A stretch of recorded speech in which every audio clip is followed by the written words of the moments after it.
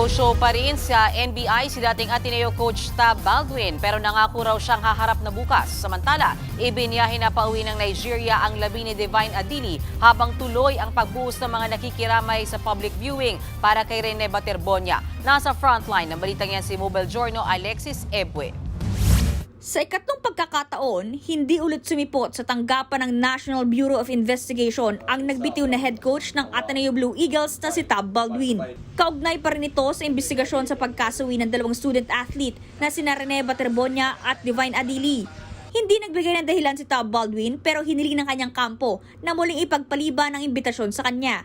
Bukas nila tiniyak na haharap si Baldwin sa NBI. Magugunit ang Martes ng nakaraang linggo nang unang ipatawag ng ahensya si Baldwin pero sinabi ng kanyang kampo na wala raw siya sa tamang kondisyon. Biyernes naman, muli itong pinagpaliban ng pagharap sa NBI dahil sa pagdalo naman niya sa hiwalay na investigasyon ng PNP-CIDG. Wala man ang dating head coach, dalawang abogado naman ang dumating sa NBI kaninang umaga. Abogado sila ni na Assistant Coach CJ Ilumba at Student Manager ng Ateneo Men's Basketball Team na si Paulo Adevoso. Hindi nagbigay ng pahayag ang mga abogado, pero ayon sa NBI, may commitment si Ilumba sa PNP-CIDG. Si Adevoso naman sa Miyerkules para makakadalo matapos ma-engage sa kanyang fiancé. Ngayong araw din sana darating ang tatlong utility workers ng basketball team, pero nag-abiso rin sila na hindi sila makakadalo at sa Miyerkules na lang din sila pupunta. Samantala, inilabas na sa Arlington Memorial Chapel sa Quezon City ang labi ni Divine Adili. Naipasok na ito sa Pair Pag Center sa Parañaque at nakatakdang ibiyahe pauwi sa kanyang bansa sa Nigeria. May ilang kinatawa ng Ateneo de Manila University na kasama sa pagbiyahe ng labi. Kahapon naman, idinaos ang huling lamay para sa Nigerian student athlete. Dumalo ang mga kaibigan ni Adili para masilayan at bigyang pugay sa huling pagkakataon.